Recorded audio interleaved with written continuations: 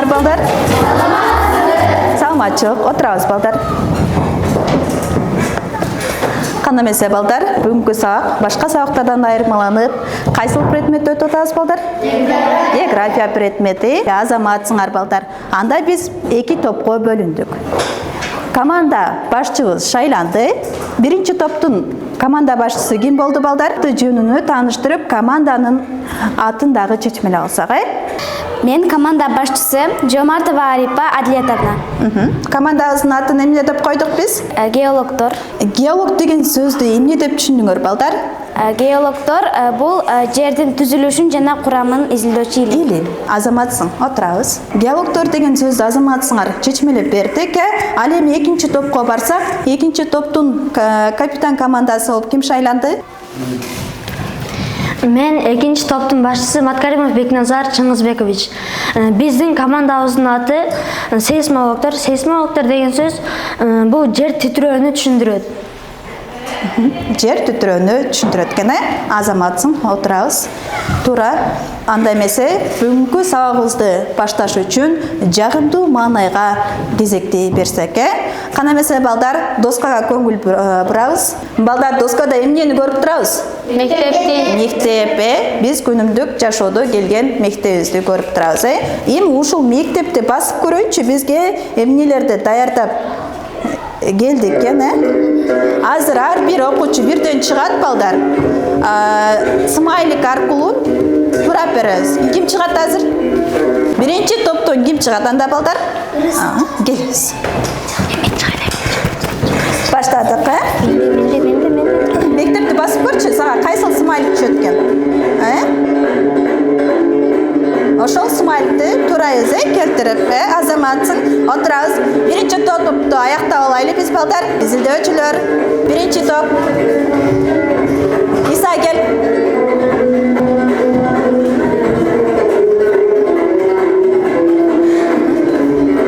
Мектепти басып көрөйүн, сага кандай смайлик даярдап коюпмун, Азаматсың, Эми экинчи топко кезекти берсек, сейсмологдор тобунан ким чыгат экен?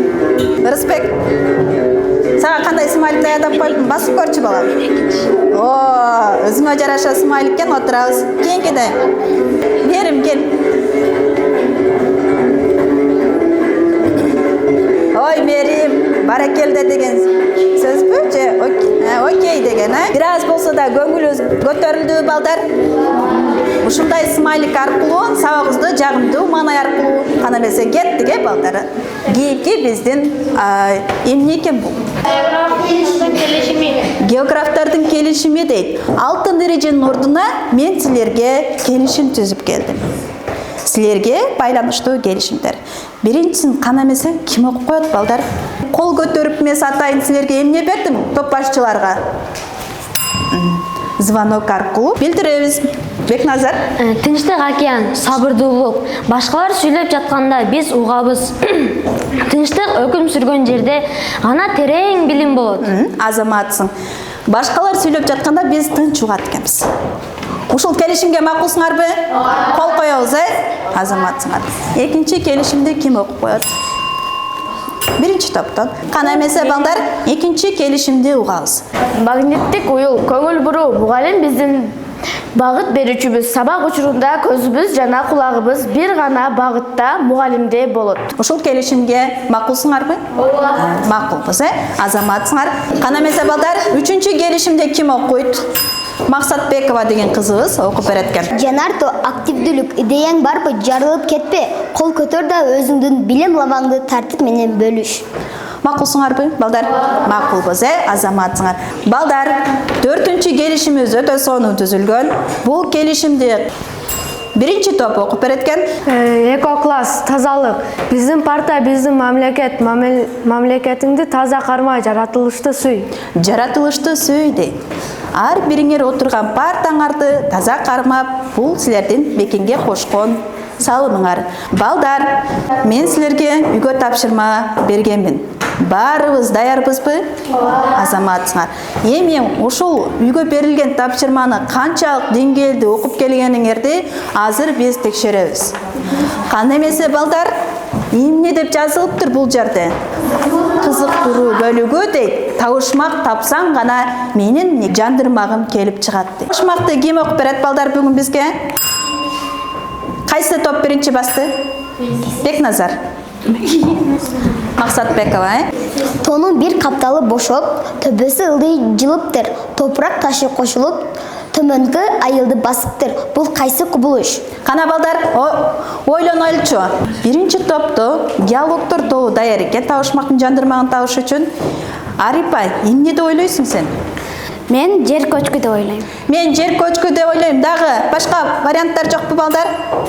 Менин ойлошумча бул жер көчкү. Жер көчкү. Кана санайлычы балдар. 1, 2, 3. Жабанды ачабыз. Жер көчкү. Азаматсыңар.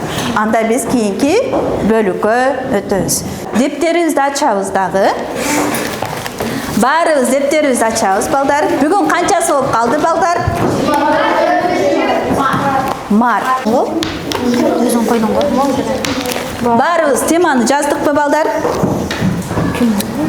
Бүгүнкү числону жаздыкпы балдар? Анда бүгүн сабактын темасы параграф 44, 152-чи бетти ачабыз дагы Кыргыз Республикасындагы табигый кырсыктар деп жазабыз. Анда эмесе биз эки топко бөлүнгөнүбүздүн себеби балдар, Кыргыз Республикасында дагы кандай кубулуштар болушу мүмкүн? Кандай кырсыктар болушу мүмкүн? Жер титирөө. Биринчи. Сел. Кар көчкү дейт. Гиперспек. Тоо көчкү дейт Азаматсың. Дагы. Шүкралиева.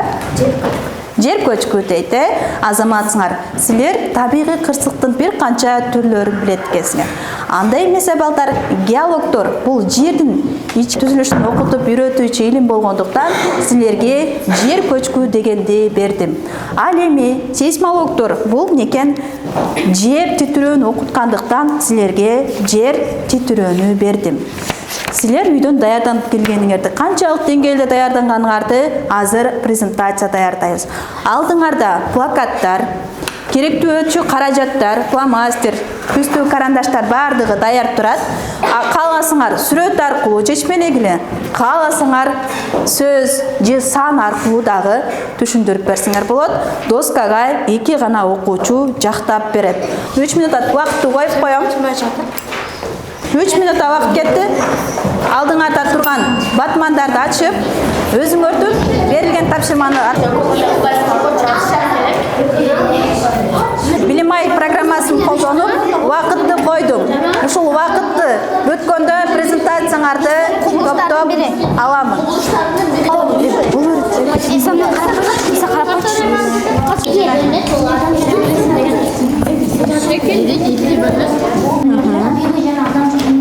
Жер түтүрөбү силерге? Азаматсыңар. Жер көчкүнүн түрлөрү. Жер көчкү боюнча. Канча балл болду? Кайсыл областтарда? Ошолорду кошо жазабыз, Бекназар, даярбызбы командабыз менен? Туура эмес деген көңүл буруп угуп отурабыз, Кыргыз Республикасы Борбордук Азиядагы мамлекеттердин ичинен рельефи боюнча эң толуу өлкө болуп саналат. Бул өлкөдө жыл бою 3000ге жеткен жер титирөөлөр болот. Кыргызстанда болгон кооптуу жер титирөөлөрдүн бири 1911-жылы Кемин деген жеринде 8,2 балга жеткен. 2008-жылы Ош облусунун Алай районунда Нура кыштагында 75 адам каза болгон. Алардын ичинен 43-ü жаш балдар болгондагы ал жерден кыштактын көбү кулап калган. Азаматсыңар, анда келгиле презентацияңарды бул жерге жабыштырып коелу, мына тактайчага, жабыштырып коелу, деп туруп. Азаматсыңар, бардык жооп толук кандуу, анда эмесе буларга ыраазычылык иретинде мен баалап өтөмүн. Баалап өткөндө ким туура жооп берген болсо, атайын карточкалар даярдалган, жаратылыштын табигый эс алуучу жерлери түшүрүлгөн. Эми ушуну мен экинчи топко Бекназар менен Айпериге өтө толук кандуу жооп бергендиктен 2 карточка упайды топтошту. Ал эми кийинки кезекти биз биринчи топко геологдор тобуна берсек, силерден ким чыгат анда, Эмира? Сумая, дагы? Кел. Жер көчкү бул жаратылыштын табигый кырсыктарынан бири болуп, ал экиге бөлүнөт. Биринчиси бул табигый жана адам жактан кылынган кырсыктар. Жер көчкүлөрдүн мисал алсак, мисал үчүн Кыргыз Республикасынын Өзгөн районундагы Сөгөт айылында 13 үй жана 38 адам каза табылган. Азаматсың, Арипа кызыбыз эмнени бизге айтып берет экен? Экинчи топ кулак салып отурабыз, силерден дагы жер көчкүнү сурап каламын. Жер көчкү бул жаратылышта эң сестүү жана күчтүү кубулуштардын бири болуп эсептелет. Жер көчкү тоолуу аймактарда көп кездешет. Азаматсың. Кыргыз Республикасында жер көчкү аябай көп облустарда жана көптөгөн райондордо кездешет. Азаматсыңар. Жер көчкүнүн ар кандай түрлөрү бар. Биринчиси табигый, экинчиси антропогендик. Биринчи топтун геологдор тобунда бир аз жооп толук кандуу болбогондуктан мен буларга бир упай бердим. Дагы аракеттенебиз. Азаматсыңар бирок эми кийинки шартыбыз эмне болушунун бизде тажрыйба жасоо дейт. Тажрыйбага кезек келди, балдар. Кандай тажрыйбаларды жасашыбыз мүмкүн? Ал үчүн бизге ким жасаганы жардам бере турган окуучуну Билимай программасы менен таап алам. Кол көтөрүштүн кереги жок. Атайын камеранын жардамы менен кайсыл окуучу туш келсе, ошол окуучуну тандап алам. Кана балдар, ким мага азыр тажрыйба жардам берер экенин Билимай программасынын негизинде тандап алабыз. 1, 2, 3.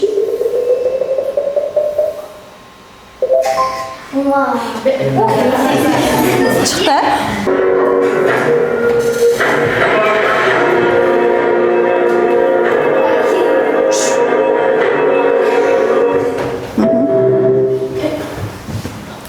Ушул тажрыйбадан биз өзүбүз жасап көрөлүчү балдар. Бизге керектелүүчү каражаттар топурак, андан кийин бир аз бактарактар, бирок жасалма болсо дагы мен силерге көрсөткөн аракет кылайын. Суу бар балдар, жөнөкөй эле. Байкап турабыз балдар. Мен муну бир аз көтөрүп турайын. Бекназар жамгыр сыяктуу бизге сууну куюп берет. Анан ошол экөөнү экспериментте бул жакта видеодон көрдүңөр, ошол сыяктуу байкоо жүргүзөбүз. Кеттикпи балдар, көрөбүзбү? 1, 2, 3. Сону куя беребиз. Секи азаздан куя беребиз. Болду. Байкадыңар, эми бул байкалды. Экинчи тажрыйбабызды байкай турган нерсебизди көрөбүз балдар. Бирок буга бир аз суу куябыз. Куя беребиз. Жамгырды элестеткиле. Так ичине куябыз. Так ичине. Болду. Эми балдар, ушул эки тажрыйбадан биз эмнени байкадык балдар? Бекназар, биринчи Бекназар өзү айтып көрсүнчү, себеби тажрыйбаны биринчи өзү жасап, байкап көрдүбүз, экспериментти көрдү өзүнүн көздөрү менен. Мен бул жерде биз бул топуракка суу куйганыбызда ал эчтекеси жок эле. Бул контейнерге агып түштү. Эмнеге себептен десеңер, бул жерде бул экинчи тажрыйбада дарактар сууну тосуп калды дагы сууну өткөрбөй атты. Сел бизге деле, мисал катары айтсам, сел болгондо бизге деле ушундай эле дарактар, өсүмдүктөр, чөптөр бизге ушундай жардам берет. Жардам береткене оюң туура, Азаматсың. Эми кийинки окуучу дагы ким толуктайт балдар? Кайсы топтон толуктайт? Бул жерде мен топуракка суу куйган агып түштү. Агып түштү. Эмне үчүн агып түштү мында? Анткени буда эч нерсе жок эле, жөнөкөй гана топурак. Жөнөкөй эле топурак, бул Бул жерде чөптөр, дарактар болот. Ал чөптөр суу келгенден кийин бир аз туруп сууну өзүнө сиңирип алат. Бир аз туруп дарактар мекен Өзүнө тамырлары менен кармап калат экен, азаматсыңар. Отурабыз. Бул жактан биринчи топтон дагы жооп бере турган окуучубуз бар экен. Рамис. Рамис, сен айтып көрчү эмнени байкаганыңды? Бул жерде жөнөкөй эле топуракка суу түшкөндө өзү агып кетти. А бул жерде чөптүү дарактуу топурак. Дарак тамыры менен жерди суудан сактап, көчүп кетпеш үчүн тамыры менен жардам берип турат. Азаматсың, бул некен? Ушундай кырсыктардан Кудайым өзү сактасын. Мындай кырсыктарга биз некен туш болбойлу. Эгерде ушундай кырсык болгон учурда биз эмне кылабыз, балдар? Башыбызга келип калса эми Кудай сактасын, биз эмне кылабыз биринчи аракетти? Рамис, эгерде Болушунча парталардын же болсо үстүбүздү тоса турган нерселердин түбүнө кирип, киребиз дейт. тизелеп отуруп алыш керек. Тизелеп отуруш керек дейт. Дагы ким? Эми жер көчкү же жер титирөө болсо отура беребизби? Эшиктин кырында же душ келсе,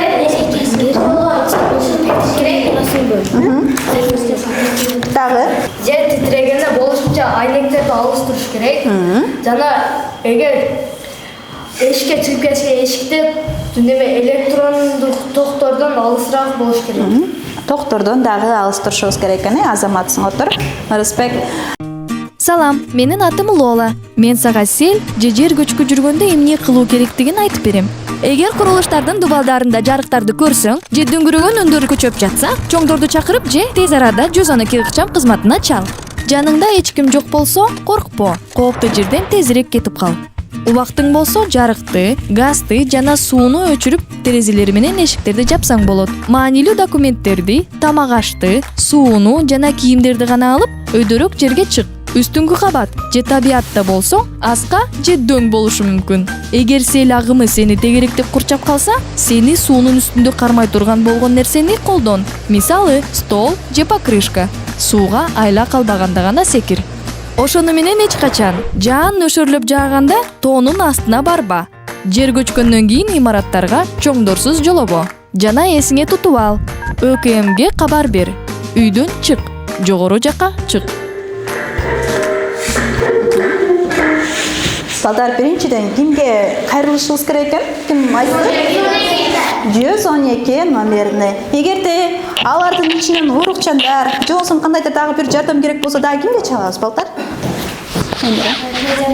Тез жардам номери канча эле болду? 103. 112ге чалдык, 103кө чалдык дагы? 101ге эмнеге? 101 Куткаруучуларбы 101? Пожарныйга дейт дагы.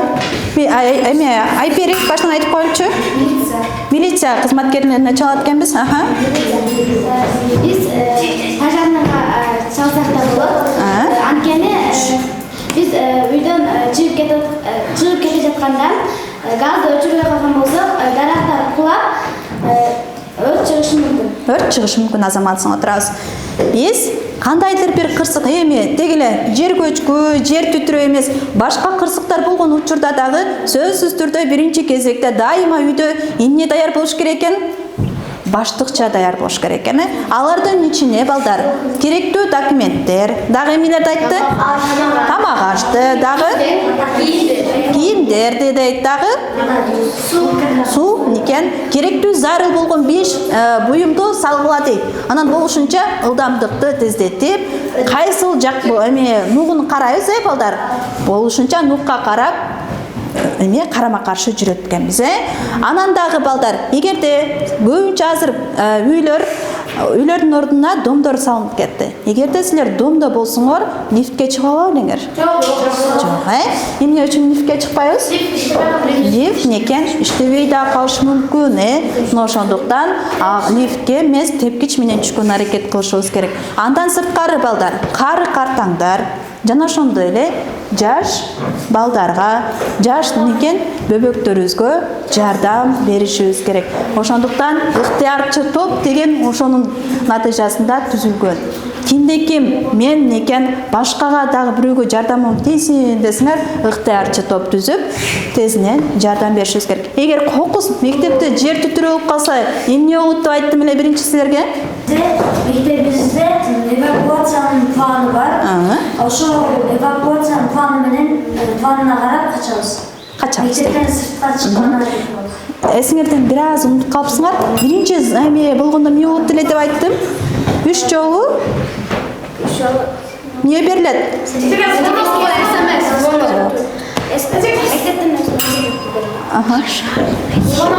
Үч жолу эмне берилет? Коңгуроо чалынат, кыска коңгуроо чалынат. Ошол коңгуроо чалынганда биз тезинен мектептен чыгып кетишкенине аракет кылышыбыз керек. Ошондуктан ар бир класста мектептин коридорунда эвакуациялык пландар иленген. Ошол пландар никен карап туруп, кайсыл эшик силерге жакын болсо, ошол жак менен чыгып кеткенине аракет кылышыбыз керек. Бардыгыбыз бир эшикке тыгылбай, атайын никен чыгуучу эшиктер да каралган. Мына ошондуктан ошол эшиктерге кайсыл класс жакын болсо, ошол жак менен чыкканы аракет кылат экенбиз. Бүгүнкү сабагыбыз балдар жер түтүрөө Кыргызстанда болуучу табигый кырсыктар, жер түтүрөөлөр жана ошондой эле жер көчкүлөр жөнүндө маалымат алдык. Муну ушуну тажрыйбанын жыйынтыгында балдар биз ар бирибиз жок дегенде дарак эге албасак дагы, практикалык иш кыла албасак дагы жок дегенде мен силерге атайын жасап келдим. Мына эмне деп түшүнөсүңөр балдар? Гүлдөрдүн уруктары деп түшүнөбүз, Жок дегенде табиатка, атмосфераны, абаны тазалоо максатында гүл болсо дагы эгели деген максатта ар бириңердин атын жазып, топурак салып даярдап койдум. Азыр атыңарды айтам. Колумдагы окуучубуз Абдуразаков Билал.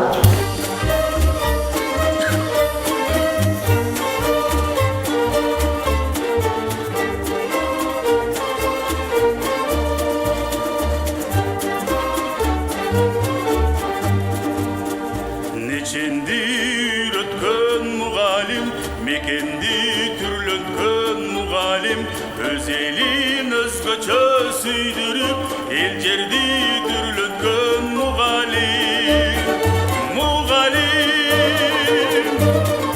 Өзүндө тике ошканбыз, өлкөдө багыска сызганбыз, өлкөбүз мектептен башталат.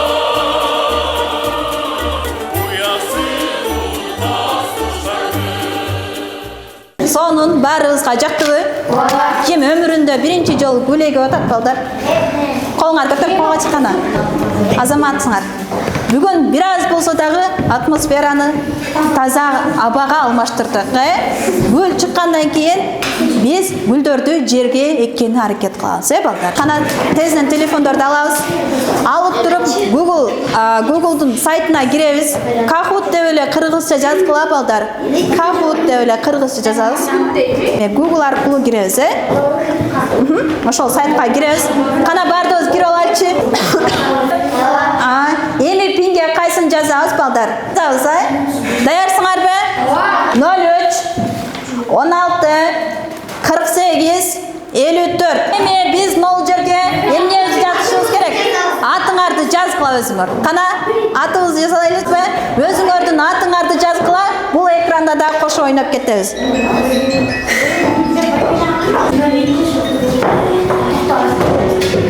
Баштадыкпы?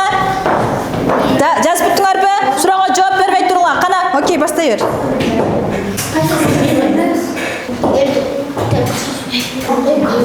Белгиледикпи? Кийинкисине өтөбүз. Онлайн түрдө убакытты кармабай сразу эле жыйынтык чыгарып берет. Рыспек иштеп өттүм, 2-нчи орунга чыктым дейт. Кыргызстан түштүк аймагында курсту Жаз 03. Аны мерине сұрасың.